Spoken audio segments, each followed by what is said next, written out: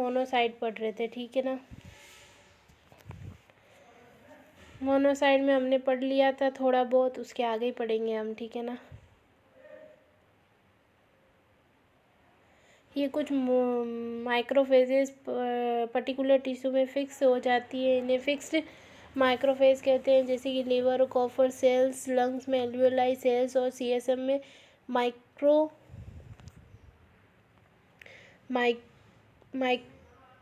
माइक्रोग्लियाई इत्यादि। कुछ microphages blood के माध्यम से टिश्यू में घूमती रहती है, जिन्हें वंडरिंग मैक्रोफेजेस कहते हैं। माइक्रोफेजेस और न्यूट्रोफिल दोनों फेगोसाइटिस की प्रक्रिया में सम्मिलित है। फेगोसाइटोसिस एक 3 स्टेज प्रक्रिया है, जिसमें फेगोसाइटिस, न्यूट्रोफिल्स, मोनोसाइटिड और मैक्रोफेजेस के द्वारा माइक्रो ऑर्गेनिज्म, अन्य फोरिजन, एंटीजन और कोशिकाएं कचरा सेल से निकलकर नष्ट हो जाती है। Leukocytosis increase WBC count about 1100 cells UN.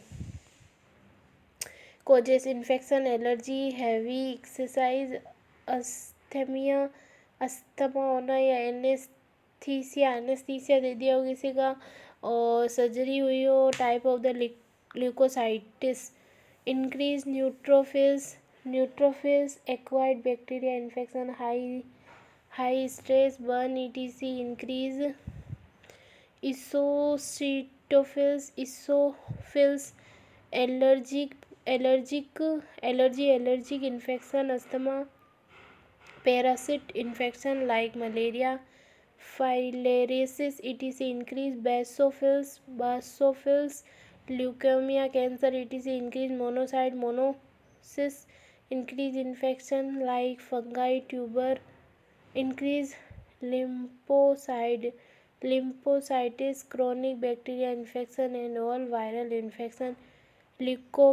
Leukopenia, abnormal low level of WBC between 4000 cells. It is always a harmful condition, causes radiation, anaphylactic shock, chemotherapy, typhoid, parathyroid, cirrhosis of liver, platelets और थ्रोम्बोसाइटिस। Platelets का निर्माण एक मैग्रेकोसाइटिस के 2000 से 3000 कणों में विघटन या स्पिंडिंग से होता है। प्लेटलेट्स बिना केंद्र के नॉन न्यूक्लियाइड रंग विहीन डिस्क के आकार की एक सेल का टुकड़ा होता है। डायमीटर ऑफ प्लेटलेट्स 2 से 4 nm, volume of platelets 7.5 cap से माइक्रोप्लेटलेट्स का लाइफ स्पेन 5 से 9 डे का होता है। डेड प्लेटलेट्स को लीवर और स्प्लीन में पाए जाने वाले फिक्स्ड माइक्रोफेजेस द्वारा हटा दिया जाता है। प्लेटलेट्स में निम्न 3 महत्वपूर्ण गुण होते हैं, जैसे कि एडहेसिवनेस, एग्रेगेशन, एग्लूटिनेशन, ठीक है। उपयुक्त तीनों प्रॉपर्टीज के कारण प्लेटलेट पग बनाकर डैमेज ब्लड वेसल्स में ब्लड लॉस को रोकने में सहायक होती है। प्लेटलेट्स की संख्या के कम होने थ्रोम्बोसाइटोपेनिया से ब्लीडिंग की प्रकृति बढ़ जाती है। प्लेटलेट्स की संख्या बढ़ने से थ्रोम्बोसाइटोसिस से थक्का या थर्मस बनने की टेंडेंसी बढ़ जाती है। Blood group and blood types, इसी भी पढ़ लेते हैं। Blood group and blood types. ABO system, KLL Steiner, Austrian born, US biologist, Nobel Prize winner in medicine 1930। When discover blood group in 19 के अनुसार आरबीसी की सेल मेम्ब्रेन पर पाए जाने वाले 2 एंटीजन ए और बी की उपस्थिति के आधार पर लोगों को 4 ब्लड समूह में बांटा जा सकता है। KL लीडर्स के अनुसार आरबीसी की सेल मेम्ब्रेन में 2 प्रकार के एंटीजन एग्लूजन ए और बी प्लाज्मा में 2 प्रकार की एंटीबॉडीज़ एग्लूटिन और ए और बी अल्फा एंटीबायोटिक्स पाई जाती है। एंटीबायोटिक्स का बनना जन्म के 2-3 महीने या मंथ बाद शुरू हो जाता है। ब्लड ग्रुप ए और बी होता है, बी और ओ होता है, ठीक है। एंटीजन देखो, ए में ए एंटीजन होता है, बी में बी होता है और ए बी में ए बी एंटीजन होता है, जबकि ओ में कोई भी एंटीजन नहीं होता है, नो एंटीजन, याद रखना पड़ेगा। और एंटीबॉडीज़, ए में एंटीबॉडी बी होती है और बी में बी होती है, सॉरी, ए में एंटीबॉडी बी होती है और बी में ए एंटीबॉडी होती है, लेकिन ए बी में कोई एंटीबॉडी नहीं होती और ओ में ए बी एंटीबॉडी होती है, ठीक है। No whole body donate blood, कौन डोनेट कर सकता है? ए वाला है ना, ए बी और ए को डोनेट कर सकता है, बी वाला भी ए बी और बी को डोनेट कर सकता है, मतलब ए वाला ए और ए बी को कर सकता है, बी वाला बी और ए बी को कर सकता है, लेकिन ए वाला केवल ए को और बी वाला बी को नहीं कर सकता है, ठीक है ना। नहीं, मतलब बी वाला ए को नहीं कर सकता और ए वाला बी को नहीं कर सकता है। फिर ए बी वाला सिर्फ ए बी को ही कर सकता है, लेकिन ओ ऐसा है जो सबको ही कर सकता है। यूनिवर्सल डोनर कौन है? ओ। ए को भी कर सकता है, बी को भी कर सकता है, ए बी को भी कर सकता है और ओ को भी कर सकता है। रिसीवर कौन कौन सा है? ओ से ले कौन सकता है कि भाई ओ किससे ले सकता है? ओनली ओ से ही ले सकता है। ए बी किसी से भी लिख सकता है। ए बी क्या है? Universal receiver. और ओ क्या है? यूनिवर्सल डोनर है। ओ है ना ब्लड ग्रुप किसी का, वो किसी को भी दे सकता है, किसी को भी, ए बी ओ किसी को भी दे सकता है। और जबकि ए बी ऐसा है किसी से भी ले सकता है, ए बी किसी से भी ले सकता है, ठीक है ना। ए बी है ना ओ वाले को दे सकता है, ओ वाले को दे सकते हैं, लेकिन ए बी क्या करेगा? यूनिवर्सल क्या है? रिसिपेंट है ए बी। डोनर कौन है? ओ, ठीक है ना। 25-25% चांस होते हैं ए के, बी के, ए बी के बहुत कम चांस होते हैं 5%, जबकि सबसे ज़्यादा परसेंट इंटू पॉपुलेशन 45% ओ सबसे ज़्यादा होता है। आप सब अपना ब्लड ग्रुप बताना क्या क्या होता है कमेंट में, ठीक है ना। अब हम पढ़ेंगे ए बी इनकम्पेलेटिविटी, ठीक है ना।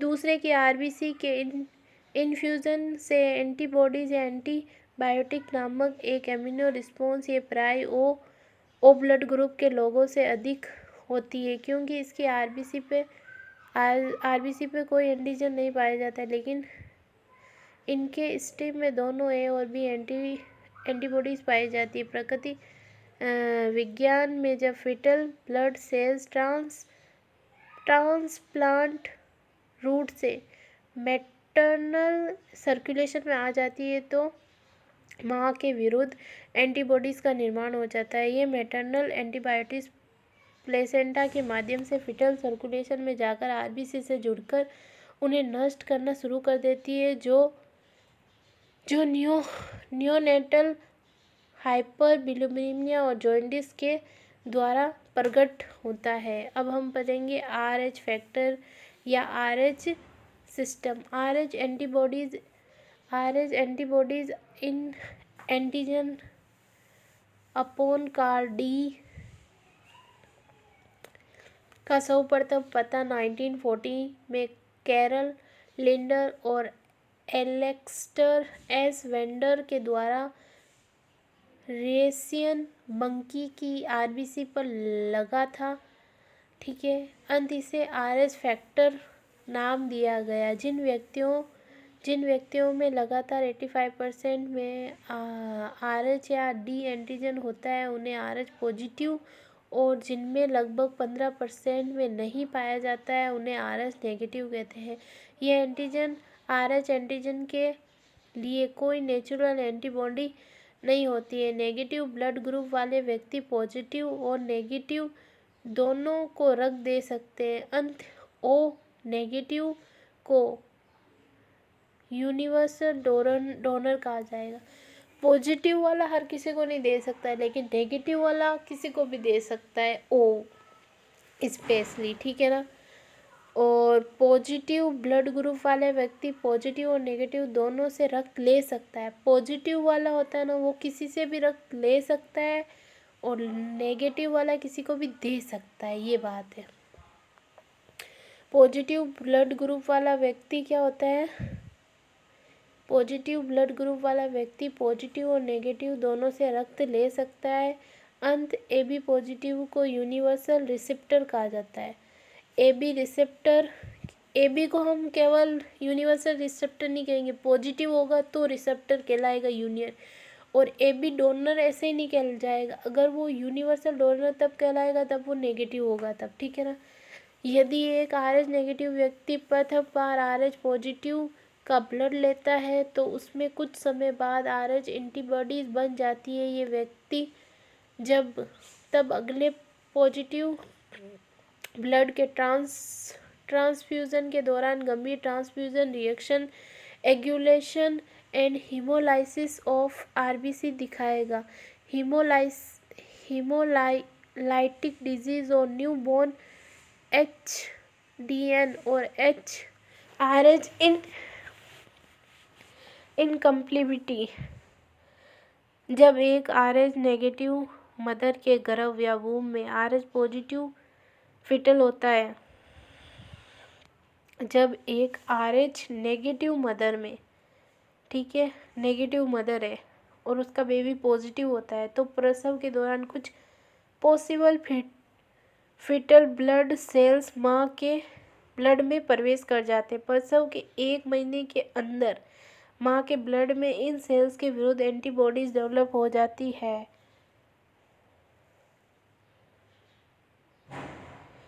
माँ की दूसरी बार भी RH प्लस फिटल से गर्भवती होने पर प्लेसेंटा के द्वारा माँ के रक्त से एंटीबॉडीज फिटल में चली जाती है। फिटल RBC से मैटरनल एंटीबॉडीज से जुड़ने से हीमोलाइसिस होने के कारण फिटल डेथ हो जाती है।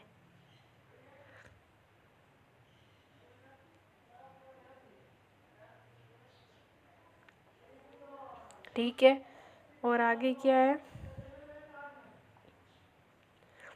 हाँ, यदि प्रेगनेंसी के दौरान माँ के रक्त का RH नेगेटिव और फिटल का RH पॉजिटिव होना ज्ञात हो तो 28 से 34 वर्ष की जो प्रेगनेंसी होती है उसमें एंटी डी इंजेक्शन या रोगाम देना चाहिए। यदि फिटस के ब्लड ग्रुप का ज्ञान प्रसव के बाद हो तो प्रसव के 32 आवर्स में ही IM रूट के द्वारा दे देना चाहिए। Complication, severe anaemia, hydrops fetalis and kidney because blood brain barrier is not will develop. Cross matching, major causes matching donor की RBC को रिसिप्टेंट के सीरम से मिक्स करने की प्रक्रिया माइनर क्रॉस मैचिंग डोनर के सीरम की रिसिप्टिंग के ब्लड सैंपल्स से मिक्स करने की प्रक्रिया ब्लड की अनुकूलता या कंप्लेबिलिटी को जांचने के लिए उन्हें ब्लड ट्रांसफ्यूजन से पहले करते हैं। होमोलाइसिस क्या होता है वो पढ़ेंगे, इसे में पढ़ लेते हैं, आप देख लेना। Haemolysis, stopping of bleeding is called haemolysis. Haemolysis क्या बोलते हैं, stopping of the blood is called haemolysis. Is involves their mechanism. There involves 3 mechanism. इसमें क्या होती है, 3 mechanism होती है। पहली है वस्कुलर स्पाज्म, जब कोई वेन आर्ट्रियोल्स डैमेज हो जाती है तो उसकी वॉल्स में पाए जाने वाला सर्कुलर स्मूथ मसल्स को संकोचित होने से ब्लड का बहाना रुक जाता है। प्लेटलेट फॉर्मेशन, टूटी हुई ब्लड वेसल से प्लेटलेट्स चिपक कर प्लेट पग बनाती है और ब्लड का बहना रुक जाता है। ब्लड क्लॉटिंग या कोगुलेशन, जब ब्लड रक्त वाहिनियों से बाहर आ जाता है तो कुछ ही मिनट में एक जेली के समान मांस या क्लोट में बदल जाता है। इस प्रक्रिया को क्लोटिंग और ब्लड क्लोटिंग कहा जाता है। कोगुलेशन या ब्लड क्लोटिंग कहा जाता है। थर्मोसिस वस्कुलर सिस्टम में ब्लड क्लोट का निर्माण तथा क्लोट की उपस्थिति थर्मोसिस कहलाती है। थर्मोसिस मेन क्लोट इम्बोलिज्म रक्त वाहिनियों में अघुलनशील matter, hair, tumour cells, bacteria, fat, कोबेलेट्स व क्लोट की उपस्थिति थ्रोम्बोसिस कहलाती है। जब ये थ्रोम्बोसिस फेफड़ों में स्थानांतरित हो जाए तो ये पल्मोनरी इम्बोलिज्म कहते हैं। इम्बोलिज्म के लोड होने की प्रथम कॉमन साइट किडनी होती है, क्योंकि इफेक्ट की तुलना में इफेंट आर्टरियोसिस का डायमीटर कम हो जाता है। क्लोटिंग फैक्टर पदार्थ जो क्लोटिंग के लिए आवश्यक होता है क्लोटिंग फैक्टर कहलाता है। कारक 12 को छोड़कर सभी कारक का नाम खोजने वाले वैज्ञानिक के नाम और उसकी एक्टिविटी के अनुसार रखा गया है। क्लोटिंग फैक्टर को रोमान नंबर्स के आधार पर पहचाना जा सकता है। इनके नंबर आविष्कार डिस्कवर होना क्रम से है। Clotting factor first fibrinogen, second prothrombin, third tissue factor या थर्मोब्लास्टिन, 4 है कैल्शियम, 5 है लेपिड फैक्टर, 6 है एब्सेंट, 7 है सब स्टेबल फैक्टर, 8 है एंटी हीमोग्लोबिन फैक्टर, 9 है क्रिस्पिस फैक्टर या AHFB और 9 के बाद 10 है स्टिररोवर फैक्टर, 11 है प्लाज्मा थर्मोप्लास्टिक एंथेस्टेन, ठीक है, 12 है हेमेन फैक्टर हेमेजन फैक्टर, 13 है fibrin stabilising factor. Stage of clotting in 3 stage, prothrombin activator या प्रोथाइम्बोलिज्म ब्लड क्लोटिंग के अनुसार क्लोटिंग के लिए एक महत्वपूर्ण एंजाइम होता है। ये प्लेटलेट और कैल्शियम की उपस्थिति में एंटी एक्टिवेट फैक्टर 10 और 5 के कम्बिनेशन से बनने का निर्माण होता है। प्रोथाइम्बिनेस या एक्टिवेट फैक्टर 10 की उपस्थिति में प्रोथाइमिन का थाइमिन में बदलना, थर्ड है थाइमिन की उपस्थिति में फाइब्रोजन का फाइब्रिन में बदलना। फाइब्रिन एक इंसॉल्वेंट प्रोटीन होता है जो कोगुलेशन प्रोसेस का अंतिम उत्पाद होता है। प्रोथाइमीन एक्टिवेट प्रोथायोमिबिन एक्टिवेटर प्रोथाइबिनेस थाइमीन में कनेक्ट हो जाता है, किसकी उपस्थिति में, कैल्शियम के। फिर फाइब्रोजन सॉल्युबल प्रोटीन थाइमीन में कैल्शियम की उपस्थिति में फाइब्रोजन में कन्वर्ट हो जाता है। Insoluble protein so form network thrust. अब हम पढ़ेंगे रोल ऑफ विटामिन के इन क्लोटिंग। विटामिन के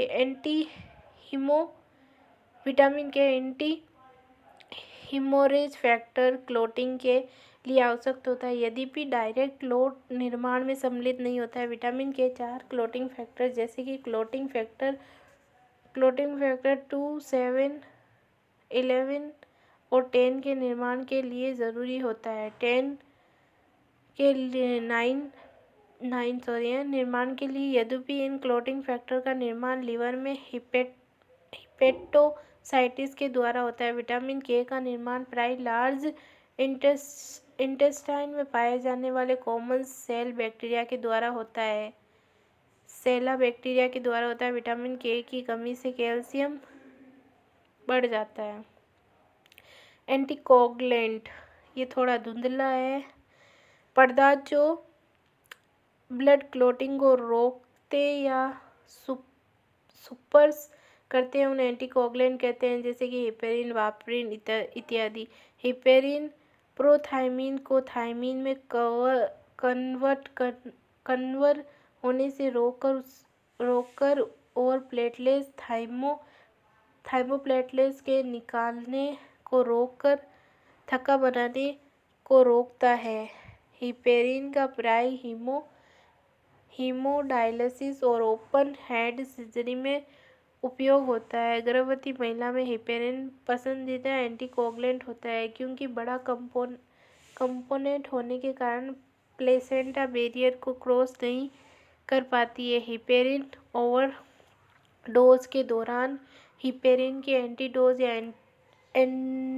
एंटागोनिस्ट के रूप में प्रोथायमीन सल्फेट का उपयोग किया जाता है। हिपेरिन का मोस्ट कॉमन साइड इफेक्ट असामान्य ब्लीडिंग होना। वार्फिन का उपयोग प्राय विटामिन के एंटागोनिस्ट के रूप में किया जाता है, अर्थात वार्फिन 4 क्लॉटिंग फैक्टर जैसे कि 2, 7, 9, 10 और विटामिन के की उपस्थिति से बनता है का निर्माण रोक देता है। एंटीकोगुलेंट हिपेरिन वार्फिन थेरेपी के द्वारा एंटीप्लेटलेट एस्पिरिन व कोलेना कंट्रीब्यूटेड होता है। अन्य एंटीकोगुलेंट जैसे कि EDTA, ethylene, diamine, tetra acetate acid, oxalate, CPDC, टरेट, फॉस्फेट, डेक्सोन इत्यादि ब्लड में उपस्थित आयरन कैल्शियम से बाइंड होकर कैल्शियम के स्तर को कम करके रक्त में थक्का बनाने को रोकते हैं। थर्मोबाइलेटिक्स एजेंट जो पदार्थ जो पहले से बने हुए ब्लड क्लॉट को डिसॉल्व कर देते हैं उन्हें थर्मोब्लास्टिक एजेंट कहते हैं, जैसे कि स्ट्रेप्टोकाइनेज, यूनोकाइनेज एंड टिश्यू प्लाज्मिनोजेंस